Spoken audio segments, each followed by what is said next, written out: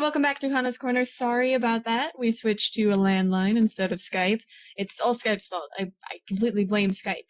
But as I said, I'm here with Gregory Beck from GameTag Games, and I was in the middle of asking him about what his job is at GameTag. And then apparently I switched to an Atari 2600, and it all went to hell from there. So, thanks for having me on. This is fantastic. Long-time listener, first-time caller. GameTag stores. I mean, it's probably best to start off with who we are, and then kind of get into what I do here. What we are is we're an independent video game retailer across the Western United States. Cover 7 states. Got 16 stores. And, we follow your pretty typical, independent or, specialty retailer, model. You buy and you sell games. We have a pretty unique, component, in the rental side as well. Any game that gets traded in or any game that we just happen to have in stock, used, cause we buy the stuff for rental as well. But everything used in the store is for rent, which really expands out the rental sections. You end up not only with, the latest and greatest games that have come out for rent, but I mean, there's some old classics in there and even back to, the PS2 and the Xbox and GameCube. So that, we had to kind of set a niche for ourselves because, you got the, giant behemoth Inc., with their 4,000 or 5,000 stores and, we're 16. So, we got to do something a little bit different. That's part of it. And the employees we got standing behind the counter. I mean, they're also a very large part of it.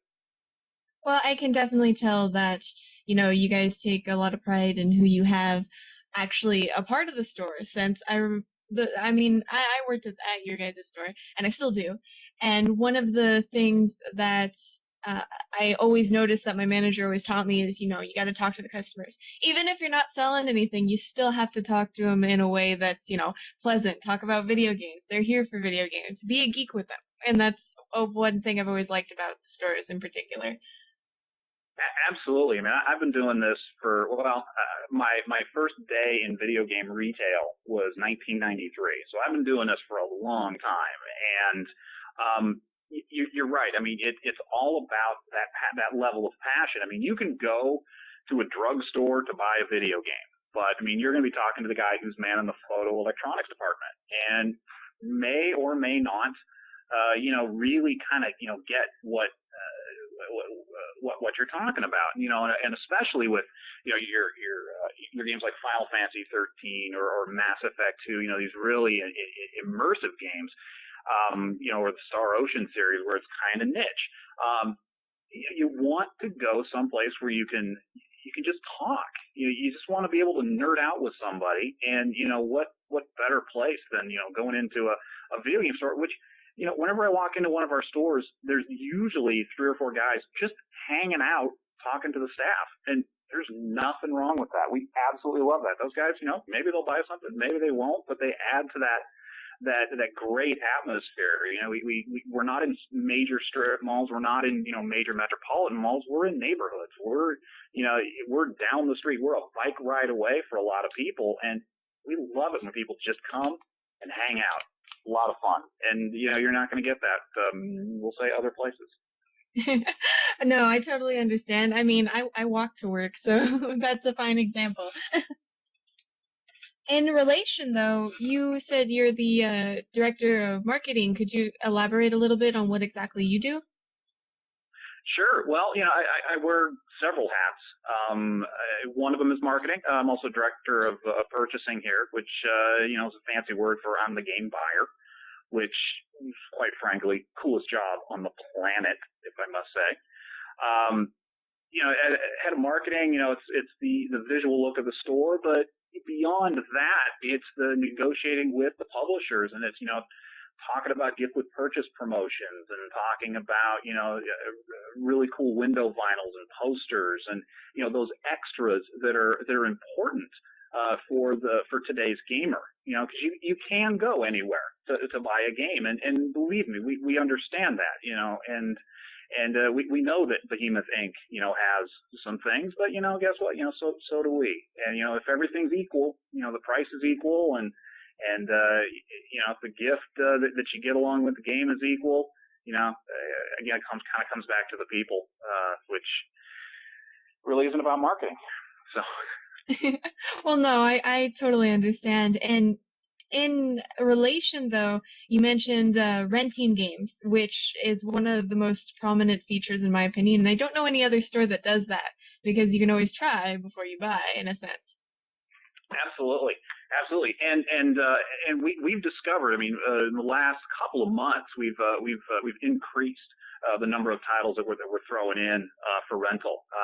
Instead of sending a store 1 or 2 copies, we'll send them 6 or 8 copies. I was doing the allocation for God of War 3 a little bit earlier today, and stores are getting between 4 and 6 copies for rent, and that's huge for those customers coming in who maybe just for 2 reasons. One, maybe they're unsure if they want to buy it, and 2, we all know the economy is in a certain position, and so by having rental games, by having them available, and by having good quantities available, you're expanding the game availability to more people, and the more people that get excited about it, the bigger this industry gets, and it's already huge.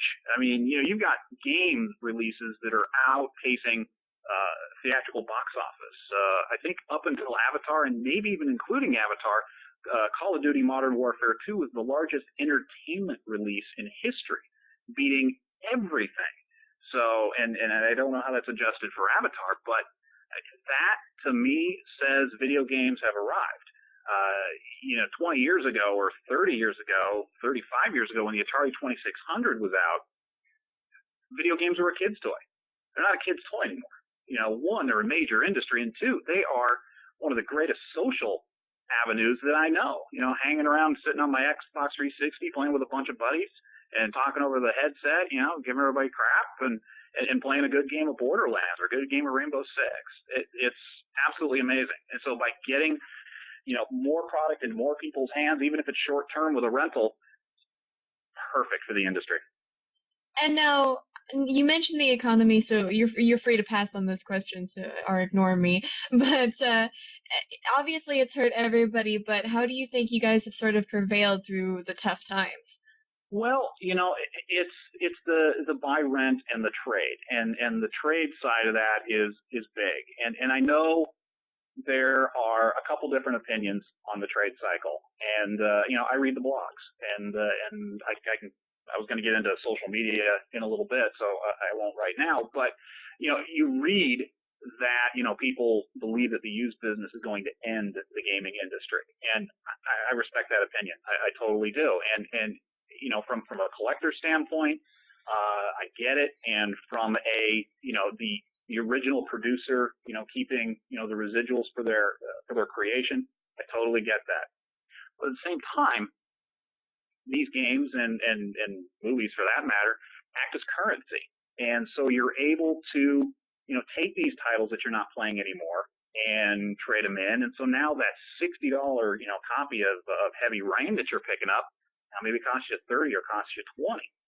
So that helps that first consumer. All those games that customer just traded in, well, those are cheaper. And so now other people can enjoy maybe some Silent Hills or some Resident Evils, whatever the heck got traded in towards that Heavy Rain.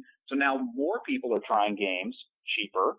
And when the next Resident Evil comes out, maybe somebody who maybe wouldn't have purchased Resident Evil new, but they bought it used. Well, now they're going to buy the new one. So guess what? That comes back to the new publisher, and that's that is that glorious cycle. I mean, it does, in the end, help the new publishers as well, and helps the average consumer with making their mighty dollar go a little bit further these days.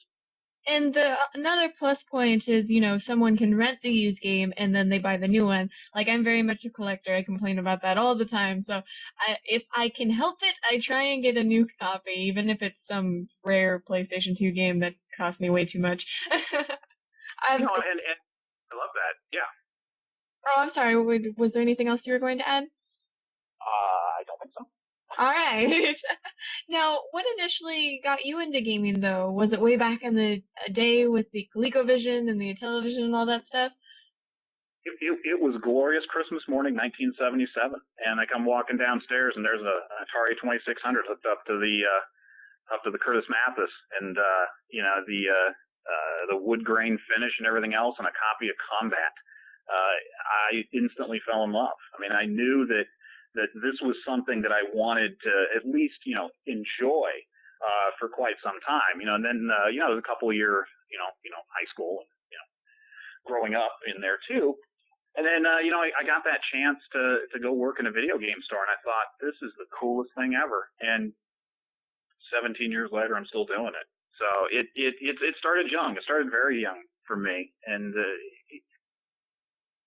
you're allowed to live out fantasies in these games. And even though the distribution method has changed, from the old Atari games, Super Nintendo games, and all of that into, your Final Fantasies, your Mass Effects, and where the graphics are fantastic and production values rival that of some TV shows, in fact, sometimes better than what you can find on network television.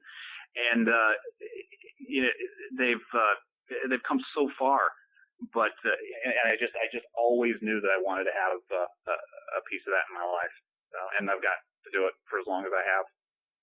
Oh, that's really cool, especially since you've taken, what initially people would think is a hobby and turned it into pretty much a lifelong career. That's always a fun experience. Always fun to do what you love. And now I gotta ask, what games are you playing right now? Because I know you must be gaming somewhere. I am. I just got done with Mass Effect 2. Loved that. Can't wait for number 3. Beat Borderlands not too long ago, and right now my obsession is Star Trek Online. I've never done an online multiplayer game like that before, an MMORPG. Never done one before, so I'm a little dumb. I don't know a lot of the etiquette. There are just some things I don't know how to do or what to do, or if somebody says something, am I supposed to respond? I don't know. But I'm just having a blast. I finally kind of understand, the World of Warcraft people and how passionate they get. I just never quite got it, and now I do. So. Oh no, I know how that is. In terms of online games, I think the only one that I've paid for subscription-wise was Final Fantasy 11. Now I'm waiting for 14. So hopefully that comes out soon. And now, you also said you were playing Mass Effect and that they're going to come out with a third one. I'm assuming they left it a cliffhanger. Maybe. They announced a while back that it was going to be part of a trilogy. So the ending was fantastic. I'm not going to say anything to give it away to anybody listening, because it is just that damn good. I couldn't put the controller down, and I was blissfully happy that they got rid of that stupid tank that you had to drive around the world, because that about drove me nuts in the first game. So I don't have to do that anymore, and the animation is amazing. The storyline, the writing is just really sharp. Well written, funny in spots where it needs to be, very dramatic in other parts. Your choices, your decisions have consequences. And what was so amazing, and I'm just going to totally nerd out here for a second, what I found completely amazing was that decisions I made in the first game, because I imported my character to the second one, and the decisions you make in that first game had ramifications in the second game. I've never seen a sequel do something quite like that before. I tip my hats to those folks over there at BioWare. They do know how to put together a fairly decent game. They're always so good with their dialogue and everything else, and don't worry about nerding out, we're all geeks here. Anyway, we're going to take a very short break here on 91.8 The Fan, so make sure to stay tuned. We're going to talk more about your favorite game store, only on your favorite station. Ever wonder what's going on in the anime world? Check out 918 The Fan every weekday for the newest iStock. We'll fill you in on everything you need to know in 3 minutes or less, only on 918thefan.com. All right, you're tuned in to Kana's Corner, only on 91.8 The Fan, and I have Greg Beck. He's still here with me, I promise. I didn't chase him off. I And was just afraid my Prodigy modem was giving out. and now I was wondering, I get asked this question a lot because, our listeners hear about you guys often, and they want to know if you're going to spread out your store locations to, the other side of the U.S. That's a fantastic question.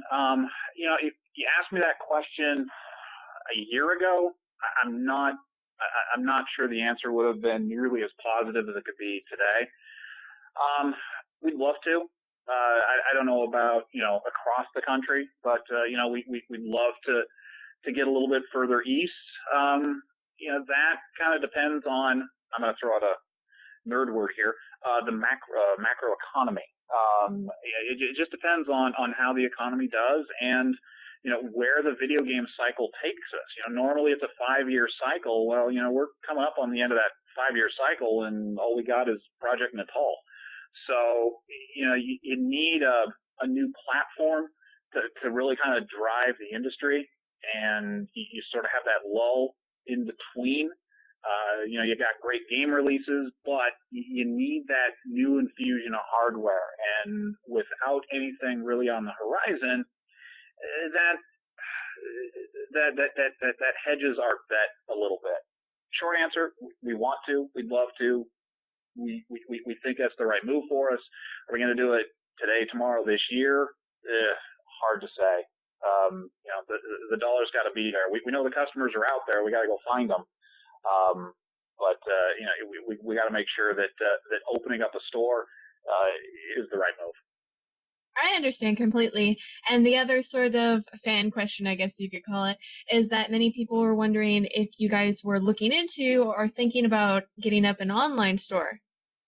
Actually, we do. On Amazon.com, if you search for GameTag Express, actually for quite some time, it was about mid last year, we started taking older discontinued product, overstock product, say a title like Fight Night, for example, where every retailer on the planet overbought that one.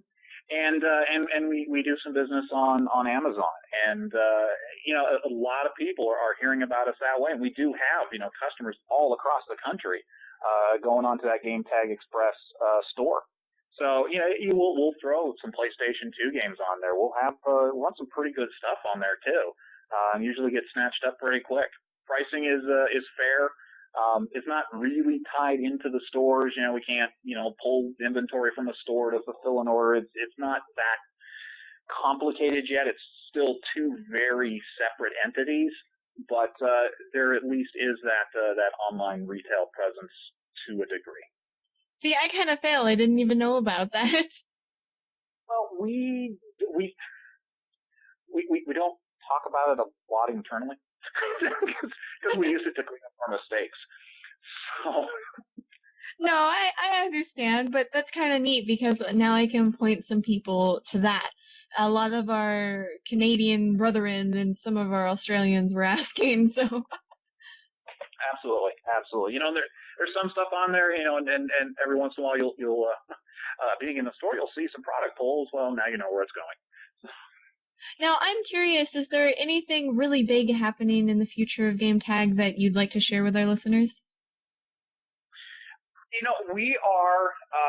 We're really getting into the social media.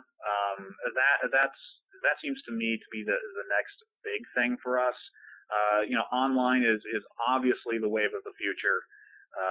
Be it distribution methods, although the PSP Go proved that America isn't quite ready for that. But the online forums and things like that are definitely the wave of the future. And so we've really kind of gotten into that. We'll post some stuff on our Facebook page, GameTag Stores. We post some stuff on Twitter, again, GameTag Stores. And we have our website, GameTagStores.com. We do like to post stuff, but more important for me is that two-way interaction. I love the honest feedback of reviewers who aren't tied to marketing dollars. I can't do something on my website. I can't write a really scathing review because next month I may have to go to that publisher and ask them for, dollars to put a poster up in the store or a window vinyl or for a gift with purchase. And so we have to be very careful. That's why I love following, obviously, this site here. And then, there's blogs out there that I follow religiously. There's some Twitter feeds out there that I just love watching. And because you get that brutally honest feedback about a title. And, the internet, as far as, traditional mainstream media, tells you a story. A sales rep will tell you a story. But, listening to what the consumer actually wants is extraordinarily valuable. So we're spending some time, getting Facebook a little bit better. We're putting some man hours and some resources into that. We're putting some resources into our website to kind of, beef it up a little bit and to really start that dialogue with the consumer. And I don't think Monolithic Inc. is really doing that. I don't think they're listening to the average consumer on the ground. I think they're listening to sales reps. I think they're, looking at their Excel spreadsheets, and I do that too. It's valuable, but that only gives you part of the story. And I'm sure there was a sales rep out there that said Superman for the Nintendo 64 was a good game, and I'm going to tell you it wasn't. So I love the two-way street. It's fabulous for me. Well, if there's any time you secretly want us to bash a game, we're here. Just saying. No, I'm kidding. What?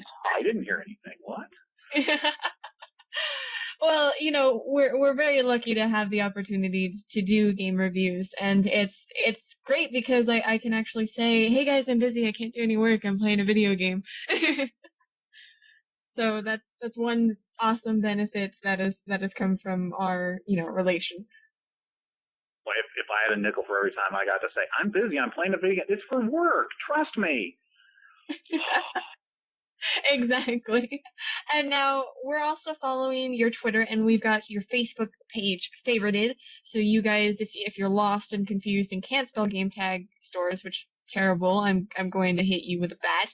You can head on over to our Facebook because we know you're already fanning it and favoriting it, and then click on GameTag stores. Do it right now. Be a good idea.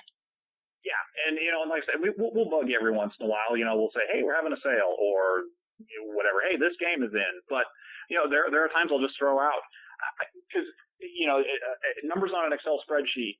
Tell me one thing about Final Fantasy and God of War, but on paper they both look like they're going to be about the same in popularity. Well, then I wanted to hear from people, and I kind of posted a message out there, and I heard back from people, and they're like, "What, are you crazy? Final Fantasy is going to be the greatest game ever. What is this God of War? It's Dante's Inferno Light." I'm kidding. But that's great to hear. It's great to be able to hear what the consumer wants besides just, by them putting their $5 down as a pre-order. That's valuable, extremely valuable. That's a data point, and looking at what, likes tiles have sold. That's a valuable data point. But just honest gut opinion, love it. Absolutely love it. I love more of it. So yeah, befriend us and let us know what you think about various titles. And I guarantee you, I add it as a point on my pie chart. Very nice. That's actually really cool to know that even though you're one of the higher ups there, you're still listening to, the customer. And I think that's really valuable in a company like this, which is dominated, as you said, by the big Inc. Incorporated, wherever they may be. Yes, monolithic video game store. There you go. And now, but before we end this call, because I'm getting nudged that I'm a little short on time, I did want to say that during our last staff meeting, what we did is I talked with everybody on the staff, and we were gonna just send you guys thank you letters for what you've done for 91.8 The Fan, but instead, what we decided to do is all of our staff is making you guys audio bumps and whatnot, promoting GameTag stores. So you'll probably get those at the end of the week, and we'll be playing them on the radio as well as sort of thank you.